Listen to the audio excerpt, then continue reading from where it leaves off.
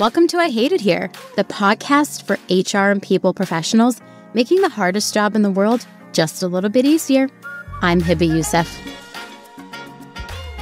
The most problematic kind of bias is confirmation bias, right? So it means that I expect you to be a certain way, be a certain kind of employee, be a certain kind of performer based on things that aren't actually about your performance. So maybe I look at where you went to college. Maybe I look at your age. Maybe I look at your race or your gender or your prior employer and was that prestigious or not. And all of this creates an impression that I have of you as either likely to be a strong performer or a weak performer. The key to your business's success? Your people. Get 15.5, the performance management platform that helps you improve employee engagement and performance. Visit 15.5.com/demo to schedule a demo today. Hi, welcome back to another episode of I Hate It Here, the podcast all about work and how to make it better. I am your host, Hebba Youssef, and joining me today is Kieran Snyder, the co-founder and CEO of Textio. Kieran, welcome. I would love for you to share a bit with the audience about yourself and what Textio does. Yeah, so as you said, I'm the CEO and one of the two founders of Textio. I've been working at the intersection of language and software and work culture for my entire career, which is longer now than I would like to admit. But it's been a while. We started Textio about 8.5 years ago, and we started it to make work fair. That's what it's about. So Textio makes software that helps you communicate better, especially in the people functions at work. So how do you write more inclusively? How do you write hiring content that engages a diverse group of people, not just the usual crowd? How do you write feedback at work that is actionable, specific, and fair for everybody? So I'm really excited to be here today. I'm so pumped to have you. I've admired the work that you all have been doing for so long, and I'm dying to know how you got into this line of work, your origin story.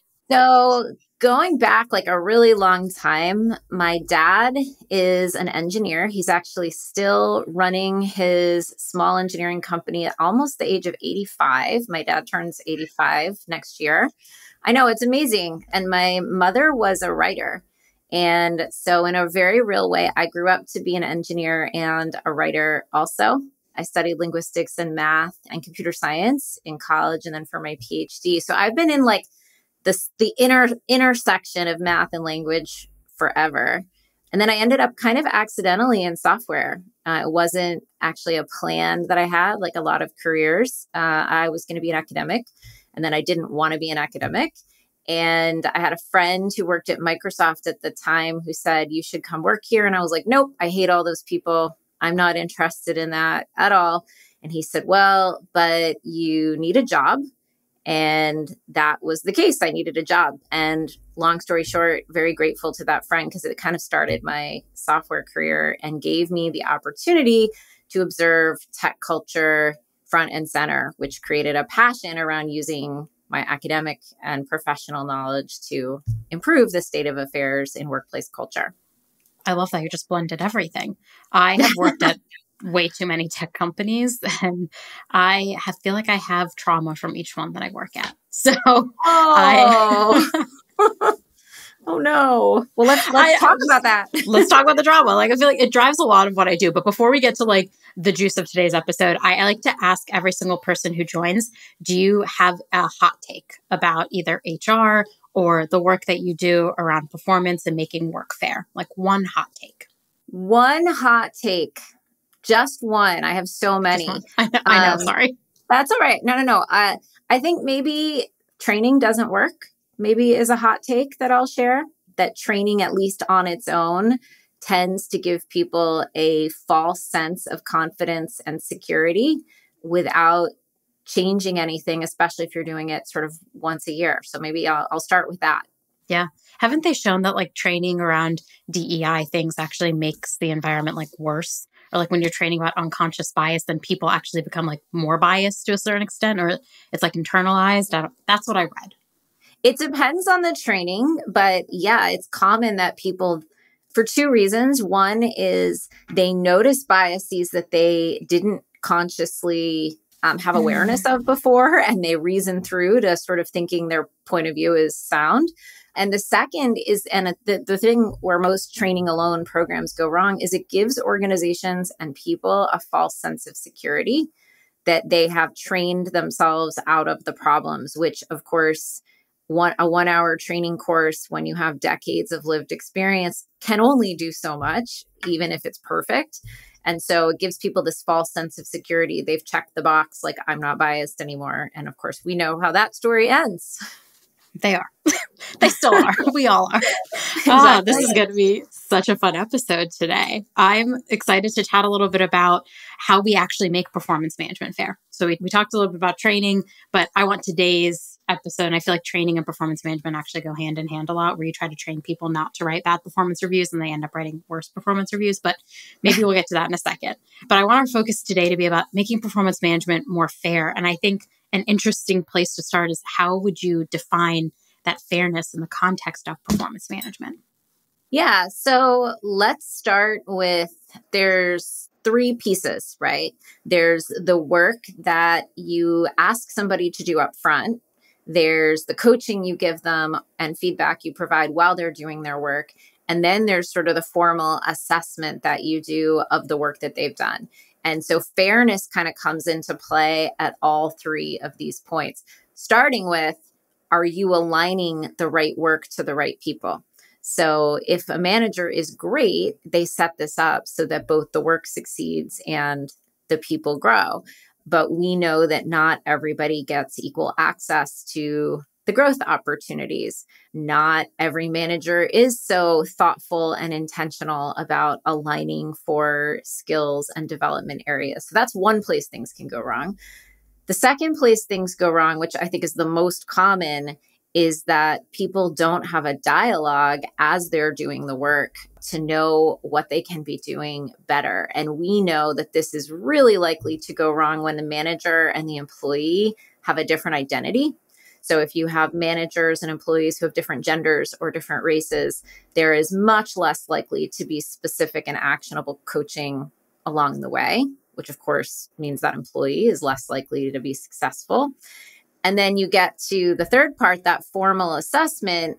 If those first 2 things haven't been set up correctly, you end up with people who haven't been assigned the right work clearly and haven't gotten feedback along the way, failing when it comes to formal assessments. And then, of course, they feel really poorly treated because they have been. And so I think fairness sort of infuses at all 3 parts of that spectrum. That's really fascinating. My whole next quarter is all my newsletters are going to be about setting expectations and catching up on goals, all because I see this happen in real time all the time, where it's a job isn't properly scoped. No one knows how to set expectations well. And then everyone's freaked out on how to give feedback on these expectations that they never set correctly. And so it's kind of a vicious cycle. And then we get to the end with performance management.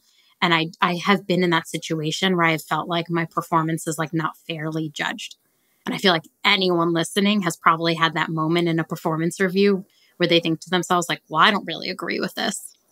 I agree. One of the things that I started doing a couple of years ago, I started doing it with new employees, and then I started following it through for people I had more experience with as well, or people who were more highly tenured. Just simple 1-page documents that set out, here's the baseline expectation for your role. So if you do this, good. Here's what great would look like in your role. So above and beyond baseline expectations, you're starting to think about things like promotions. This is what great would look like. And then just 1 or 2 areas to watch out for based on what I've observed about your performance. And then we look at this document together every month.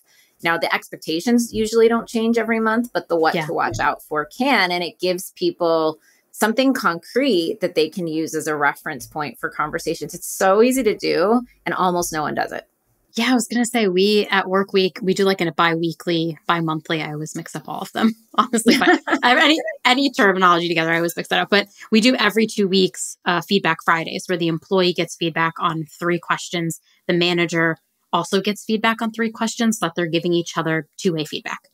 And I found that to be, we're just like starting it because I want people to get in the habit before we go to this like official performance review. I have this big gripe with official performance reviews because I just feel like there's so much wrong with them when they're intertwined with compensation. And then it's like performance and compensation become intertwined and people think I have to behave a certain way to achieve this performance. Like I have some deep-seated hate towards performance evaluations. And that's perfect for my next question because I want to know, like, what are the common challenges you've seen when it comes to traditional performance reviews? We just talked about kind of like an untraditional monthly check-in. Now, what are the problems you see when people get to like the traditional performance review? There's a few, some of which are just kind of common sense, right? If you're only providing feedback once a year or twice a year, odds are pretty good that the feedback isn't very specific or relevant. And possibly it only covers what happened in the last 2 weeks since you wrote the feedback.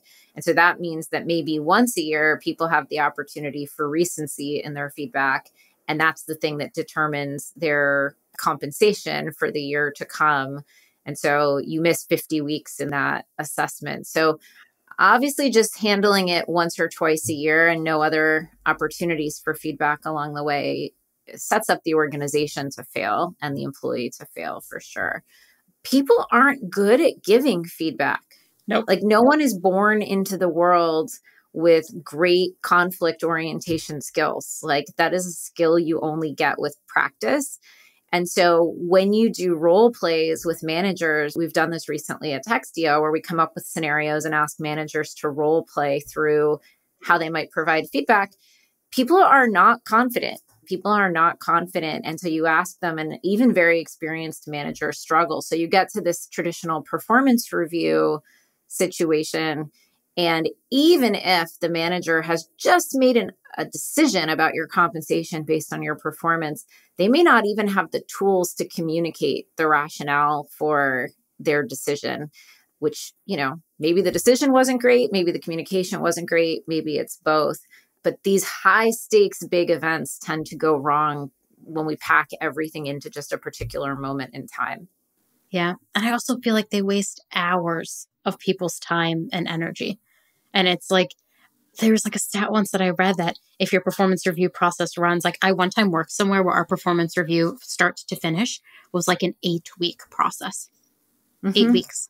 And I was like, that is 8 weeks of the people team's time. For what?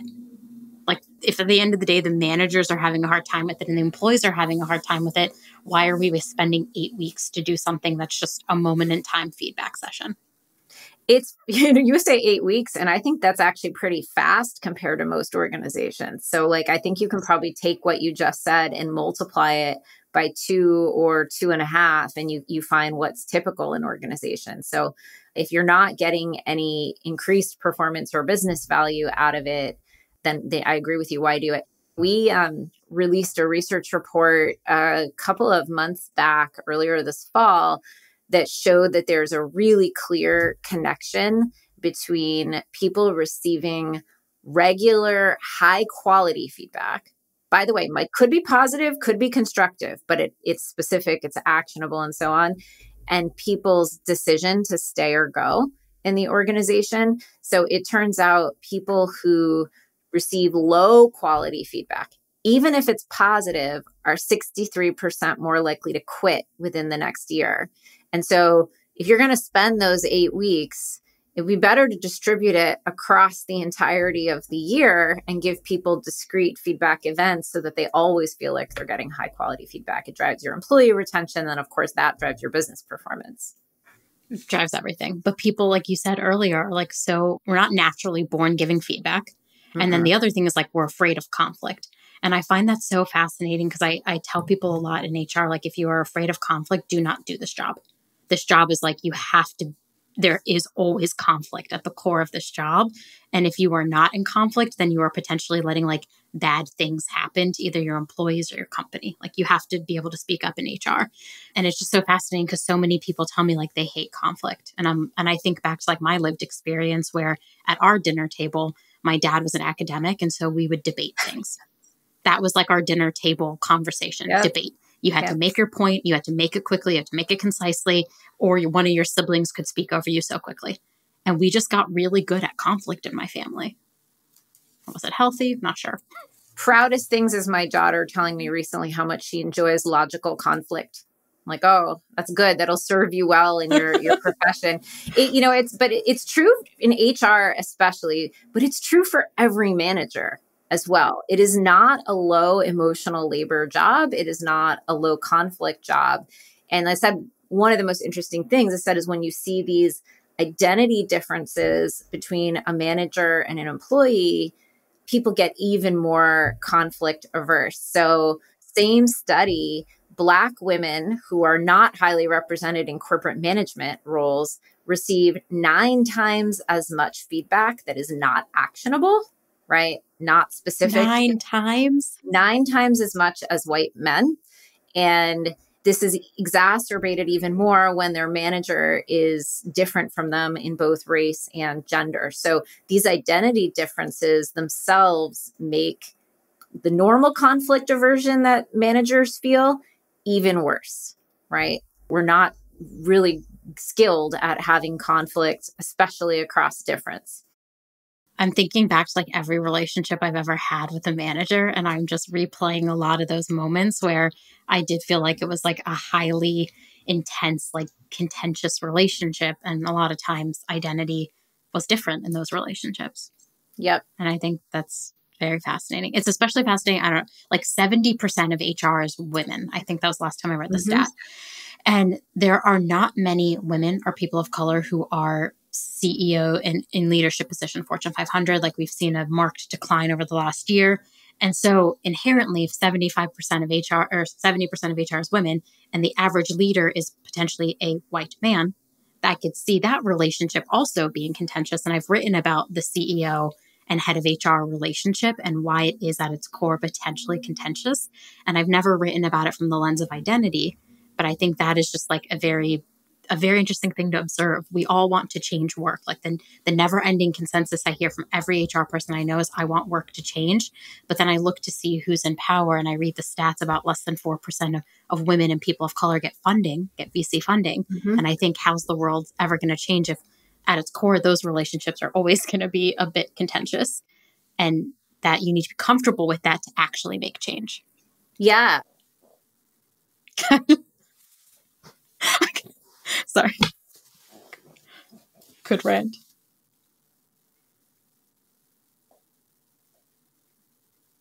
Yeah, because I have now worked with 2 male CEOs and I leave the relationships, good, bad. They're the gambit of them. I've worked with actually a few male CEOs. And I still think to myself, the world would be better if more HR people became CEOs. Well, make it happen. One can hope. If you're listening today, go be a CEO. But some of your listeners. I know. I mean, I always say like next for me is I need to be my own CEO because I don't know if I can do it much more. But it brings up different podcast. I'll tell you. Different. Yeah, I would have you on that one too, and you could tell me all the reasons why I probably should not do it, and then we could work through it live.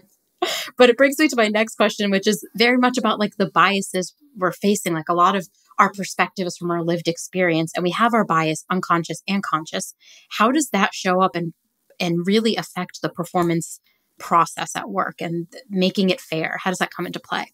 Well, bias is a shorthand for lots of things, but in the workplace, the most problematic kind of bias is confirmation bias, right? So it means that I expect you to be a certain way, be a certain kind of employee, be a certain kind of performer based on things that aren't actually about your performance. So maybe I look at where you went to college. Maybe I look at your age. Maybe I look at your race or your gender or your prior employer and was that prestigious or not? And all of this creates an impression that I have of you as either likely to be a strong performer or a weak performer. And so then what we do as managers is we make decisions because people do it that reinforce our confirmation bias. So if you join my team, I didn't hire you, but we get reorged or something and we're together and I have decided up front that you're likely to not be a strong performer because I didn't like your old manager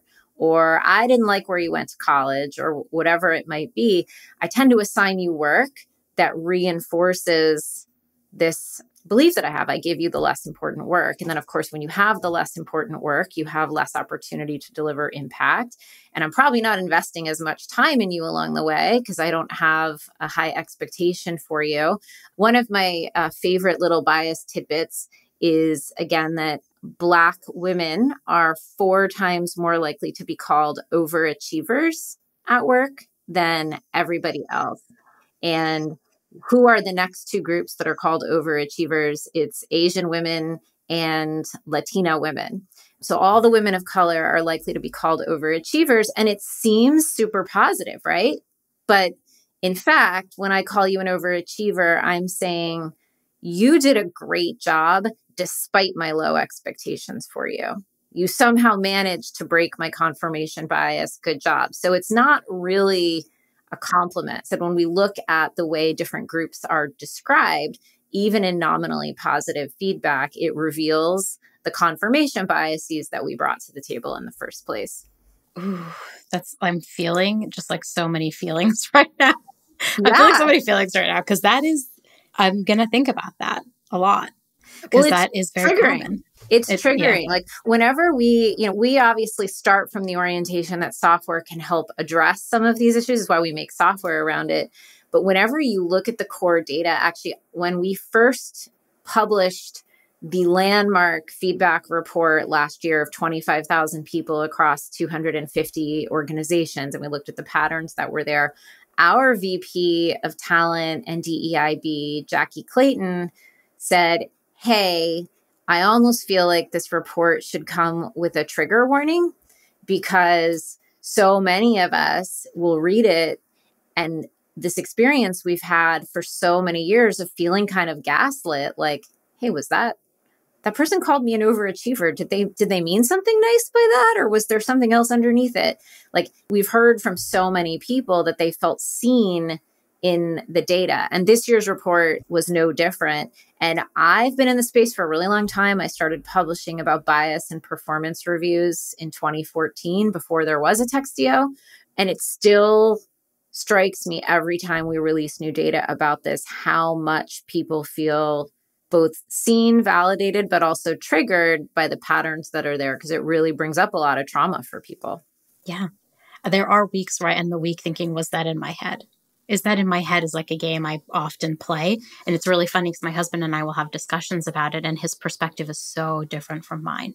And I'll be like, well, you have that perspective because like you are a white man. And like, I have this perspective because I'm this. And like, there's a big gap between like what we're perceiving. And he's like, well, I don't think that wasn't in your head. And I'm like, you can't say that because it's really a perspective I felt. And that's what led me honestly to y'all's data, because I think I read one of the studies that said that women receive more personality based feedback than men. Whereas men get feedback on their achievements, women get it on their personality.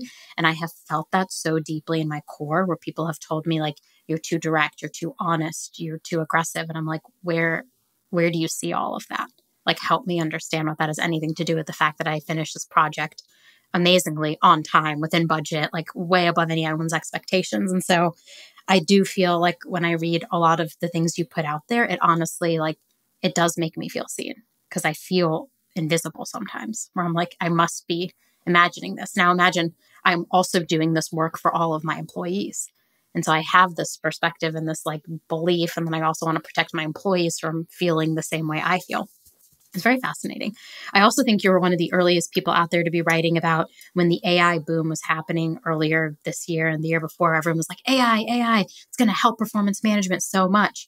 And I think I pointed to an article you wrote where I was like, no, like, you can't use AI to write performance management feedback. It ends up being just biased because think about what trained this AI. Well, it's fascinating. I'll take a counterpoint. I think AI has the potential to actually do better than people have done. People have done very badly in terms of biases. But if you're not designing to mitigate biases from the very beginning, you will just perpetuate what people have done in the workplace for decades and decades. You know, when we built out Textio Lift, which is the performance feedback oriented product that we have, we specifically in places where the product relies on AI will show you whether content is verified by Textio from a bias standpoint or not. Because if you aren't actually looking intentionally with knowledge to spot bias in what's been written, you will just perpetuate what's been there. I think my favorite of the chat GPT data is when you compare feedback that is written for somebody who went to Harvard University compared to somebody who went to Howard University, a prominent HBCU. The Harvard alums are more likely to be described as, their development areas are, you should step in to lead more, where the Howard alums get things like not technical enough or missing attention to detail. So if you're not watching for that at the level of implementation, you will just perpetuate what's been out there before. Yeah. Oh, that's such a good tip. How do you take your team from I hate it here to I love it here? I'll tell you, with 15.5. Their comprehensive performance management solution equips HR professionals to identify early signs of disengagement, empower managers to build stronger relationships with top performers, and foster a culture of mutual growth where employees can truly thrive alongside the business, leaving you to never worry about retention again. Visit 15.5.com/demo to schedule a demo today. I think a lot of people are trying to figure out how to leverage AI within HR. And I feel like we're going to learn a lot in the next few years. I feel like we already have had a year of like people trying to demystify what to do with AI and HR. And the first place that people want to talk about it is when it comes to feedback. And so I do love the idea that like you can use AI, but it needs to be able to spot what it is you're writing and help you understand where that bias is coming into play. Which is so great because I think we've touched on performance management software and you were talking about a tool that you all have, but how can performance management software almost contribute to or even hinder that fairness then?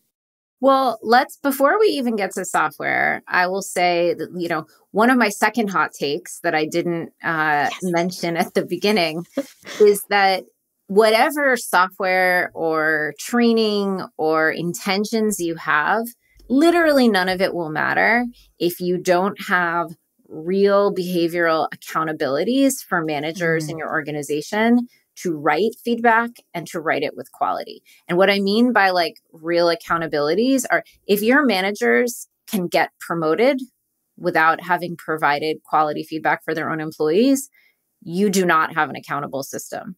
If your managers don't themselves face performance management when they've missed this part of their job, you do not have an accountable system. And so to me, when I think about the software angle, which you just brought up, and really sort of what we build towards is we build towards organizations that have cultural alignment around that system of accountability. And then all the software does is it's actually just a helpful tool for managers to live the accountability. So if you know that you really are accountable for writing high quality feedback, then having a digital coach work alongside you, because God bless HR BPs, but they cannot possibly scale to all hundreds or thousands of people in an organization. They can't manually audit every single thing. And so we really see software as helping provide some of the coaching digitally so that HRBPs can really prioritize their time. If they see that leader over there is really struggling because they're not providing what the team needs, that's where they're going to put their time for the next couple of months, right? And so, but none of it matters if you don't have a system with your CEO buying in that the thing that gets people promoted or fired if they're managers is literally doing the management job, right? Yeah. And HR leaders, have to have that. I was just going to say, would you say like the average manager does actually give feedback on the right cadence? Like across all managers, this is just a thought exercise. Across all managers that you could think of, like, do you think the average manager actually gives quality feedback in a regular cadence? They do not. I think the interesting question is whether they think they are. So I suspect if you surveyed managers and you asked managers, how often are you providing useful, actionable feedback for your employees? They would say they're providing it more often than employees would say they're receiving it. Mm-hmm. And so I think some of it is intent and accountability for sure, but some of it is skill. And so sometimes managers may think they are providing something of value, but they're not. And so I had the conversation with you. That conversation went pretty well. And then you'll ask the employee and they're like, I have no idea what my manager was just talking about. And so I think there's a disconnect sometimes between even what managers think they're doing and what they're actually providing. Yeah. And so I think bringing us back to the point that you made earlier, like you can't have the software and think that the software is going to enforce and hold people accountable. You have to have that first, and then you can leverage the software to actually help you deliver better, more quality feedback.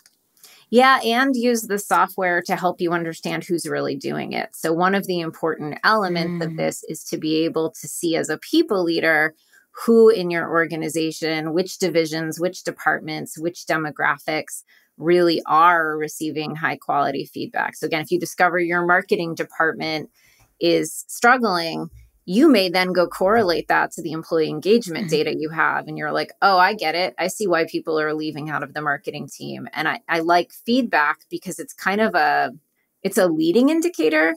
If you can spot things going wrong in feedback, you have the opportunity to get ahead of the really problematic stuff like pay inequities, employee attrition.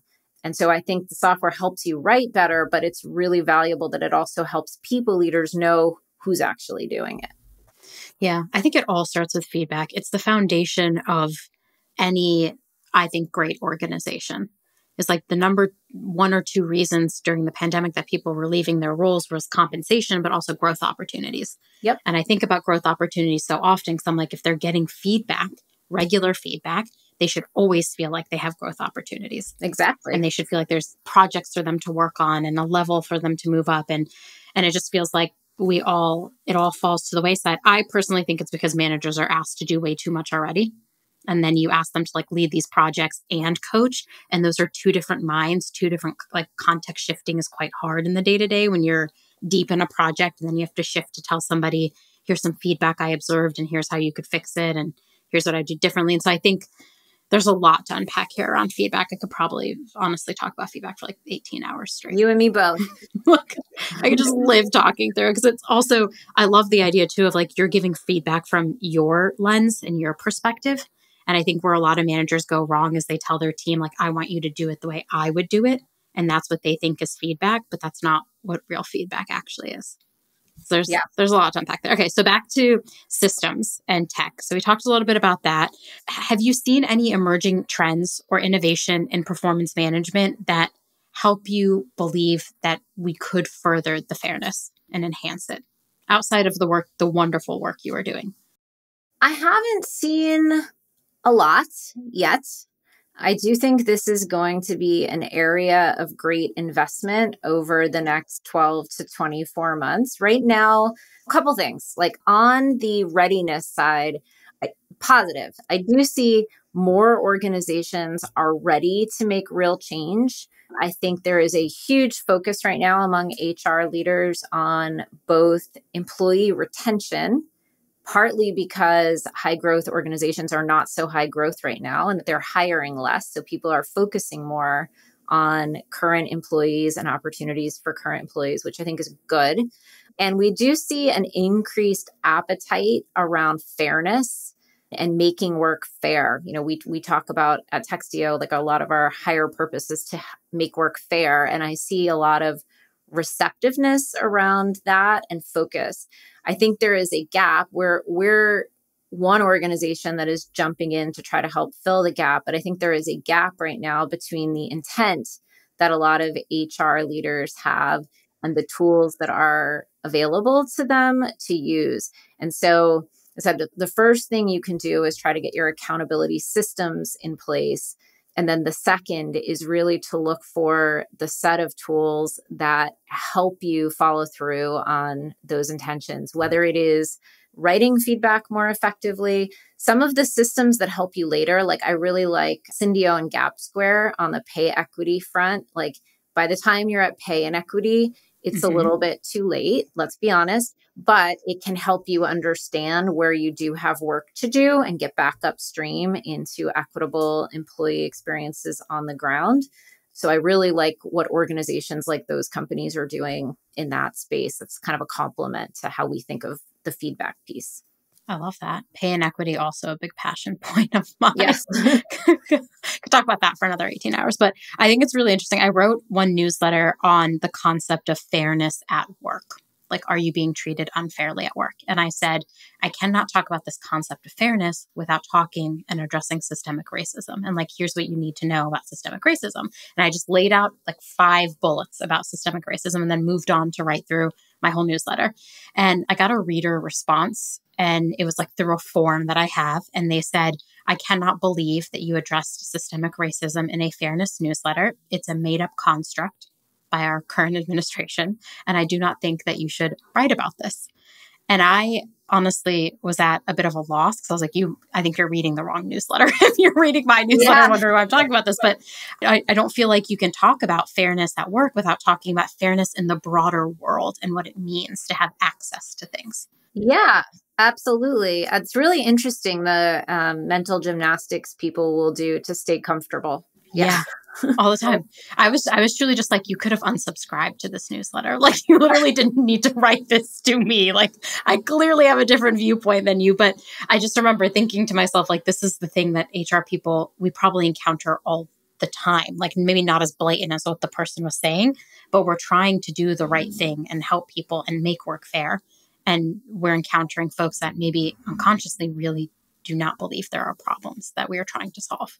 And so I think that's... Or that person's conception of make work fair is make it better for me. Yep.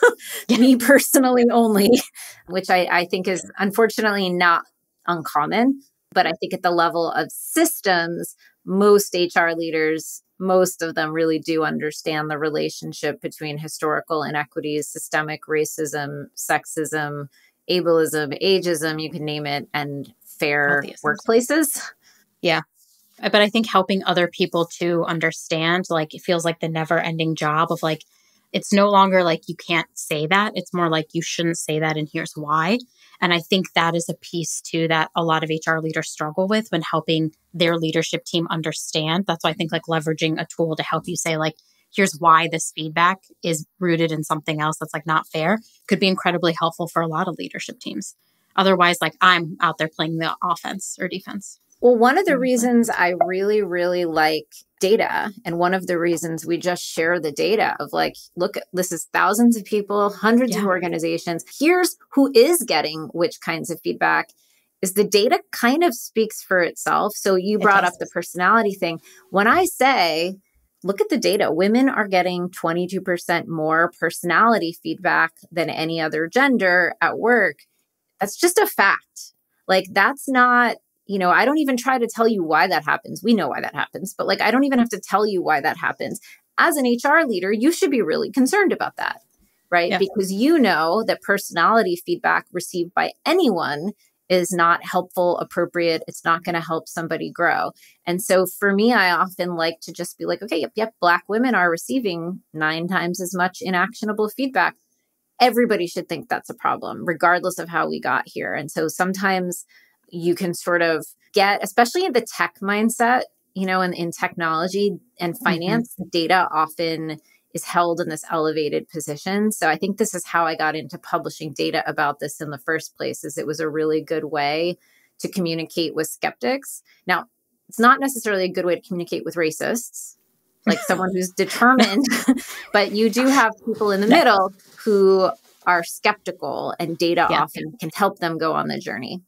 I think it helps so much. There's so much, even from like thinking about what I was like as a child and the things that were acceptable then to like now in the last like however many years, I've just been excited about more people having this conversation about fairness at work, because I often say to my friends, like, I feel this immense burden as a woman to be extraordinary at everything I do. And sometimes I look at my male counterparts and I think, why do you just get to be like ordinary and that's good enough? Yep. And so like having the data, I think is just so helpful, because I go back to that personality stat all the time. I send people that report constantly. I'm like, if you are truly wondering, like, what is holding back women and people of color at work, like you should read this report, because it helps you understand the feedback we're giving them. And that tells you a much bigger story. Well, thank you. Work is, I find everything you all do fascinating. Data is super important too, because when you're right, when connecting it to the skeptics, it's like, oh, you don't believe my personal lived experience. Here's a data set that tells you all the things that I'm also telling you about why your feedback is bad and biased. So that's really great. I'm so thankful we had a chance to have this conversation today. I think a lot of HR people are really struggling with performance and feedback to the point you made. Like, we're focusing on retaining our employees, and our employees want those growth opportunities, but when they don't get good feedback, they're going to leave. So if you had one tip to give an HR person who's listening today to like go do one thing after listening to this podcast episode, what is the one thing you would tell them to do? Top thing is try to get buy-in from your CEO that there's at least one important manager accountability that makes a manager's performance review, and that is providing written feedback at least 4 times a year for their employees. Like, in writing, so you know that it happened, so you know that it was thoughtful. And if a manager doesn't do that, it doesn't matter what else they're delivering. They don't get to keep being a manager in your organization. If you were doing one thing that would change the game, and by the way, if your CEO says no, that will tell you that you're always going to be swimming upstream in that organization. That no matter what you do, you will not be able to achieve what you're trying to achieve. So that's what I would say. Oh, my soul hurts because I know how many people are going to listen to that and say, there's no way my CEO would ever agree. But if you're a CEO listening to this, you really should care about your managers giving feedback, because that continues to be the number one touch point for the employees. There's also that stat that like your manager has a bigger impact on your mental health than your partner.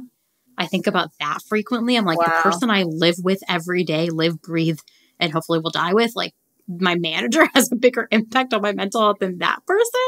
Just remember, 63% more likely to quit if the people receive low quality or no feedback. So bring that stat to your CEO, because your CEO doesn't want people to quit within 12 months. Like, because no one it costs us money. Because we lose a lot of money when that happens. Exactly. Oh, I love that.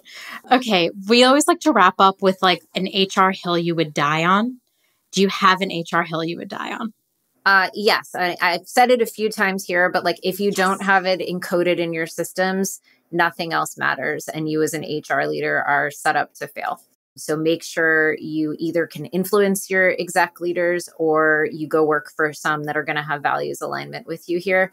Because if it's not a real OKR in the organization, a real documented goal that people have to achieve, then the organization isn't going to improve. I had this call recently with an organization about Textio Lift. They had joined the waitlist for our product and they were excited to check it out, which, by the way, people can do if they want at textio.com/Textio.com/lift-waitlist. But these people were on the call and said, actually, we don't want managers to spend time writing feedback down. They're just way too busy. And I stopped the call and I was like, I just don't think it's going to make sense for us to work together. Like, I don't think there's anything I can provide for you that is going to help you achieve what you want to around culture of feedback in the organization. So like, if you don't have that buy-in in your organization, go somewhere where you will, or start really trying to get ground level support. Yeah. I hear from our managers at Workweek. I feel really blessed, by the way, that like I launched our 2-week iterative feedback process and all of the managers at Workweek were like, yes, we want to do this. And I still hear months later, I think we launched this in January, months later, people still give me shout outs in our wins channel about the fact that we put this together. And I feel grateful. We could also take our feedback to the next level, but I just feel grateful that my managers wanted to do this, because I've worked places where managers have looked me dead in the eye and said, I don't care if you remind me 10 times, I'm not doing it. Well, good for you for getting into a place where you values alignment, because you're going to get so much done. I literally asked the CEO when we were talking about me coming to Workweek, I asked questions around feedback, how they felt about it, how we thought about growth. And it was very clear values alignment. And I was like, I will come and do this hard work with you because you align with all the things that I care about. You want people to grow here. You want people to get feedback, and that can happen. And it feels magical some days, because I'm like, ooh, I hadn't had this before. And now that I do, and I think it definitely is a game changer to have your managers trust and respect you and want to do the right thing by their employees. It's a great note to end on. I know. Wow, that's like I set it up. Ending on that note, how can people get in touch with you? And if they're excited about Textio Lift, how do they get on this wait list? Yeah, you can go to our website to sign up for the waitlist. It's textio.com/lift-waitlist. And if you go sign up, we will get in touch with you when a spot is available. You can always drop us any questions about our data at research at textio.com. And we would love for you to use the report, textio.com/report, so that you can get all the latest and greatest data for your organization. Thank you so much for joining me today. When I say like hero status for me is all the great things that you and Textio are doing and putting out there in the world and helping us all get better and be mindful of like our blind spots. I truly like reading the reports. I do agree with the trigger warning, but I really felt in my soul like, oh, I feel seen for like the first time in a very long time in HR. This data is saying and telling the story that I've actually lived. And I think a lot of people are thankful and grateful for the work that you all are doing. Thank you so much. I've loved having you here today. Thanks for tuning in. Keep up with all the latest HR resources by subscribing on Apple, Spotify, Google, or wherever you listen. And if you love I Hate It Here, tell an HR friend. I'll see you next time.